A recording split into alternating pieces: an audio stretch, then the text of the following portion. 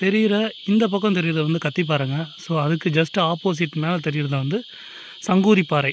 அங்கேருந்து தான் வந்து பெருமாள் வந்து சங்கு ஊதுறதுனால அதுக்கு சங்கூதி பாறை அப்படின்னு சொல்லி சொல்கிறாங்க. அங்கே போனதுக்கப்புறம் தந்தரை இருக்கும். அந்த தந்தரையில் நடந்தோம்னா கொஞ்சம் தூரத்தை நம்ம கோயிலை அடைஞ்சிடலாம் அப்படிங்கிற மாதிரி சொல்கிறாங்க.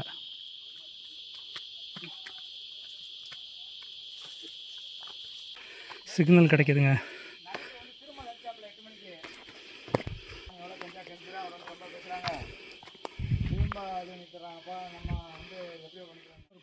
ஸோ மழை காலங்களில் நம்ம ஒதுங்கக்கூடிய ஒரு சின்ன குகை மழை வந்ததுன்னா அப்படியே அந்த இடத்துல ஒதுங்கி நின்றுக்கலாங்க. ஒரு 4-5 பேர் வந்து உட்காந்துக்கிற மாதிரி ஒரு ஸ்பேஷியஸான ஒரு இடம்.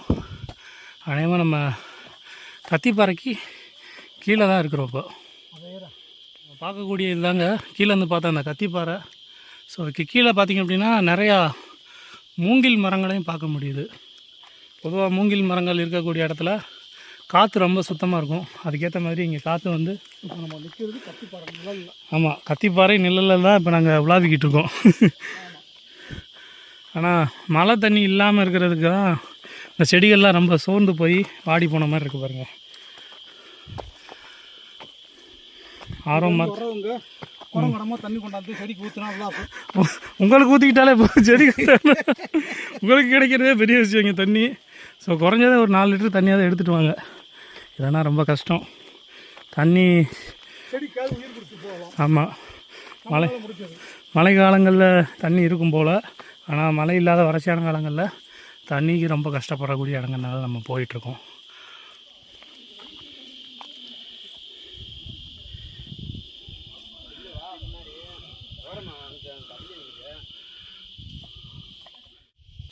கத்திப்பாறையோட ஒரு இடத்துக்கு வந்தாச்சுங்க. தேன் தட்டுகள் நிறையா இருக்குது பாருங்களேன். 1 2 3 4 5 6 7 8 10 15 தட்டுக்கு மேலே இருக்குது அந்த இடத்துல.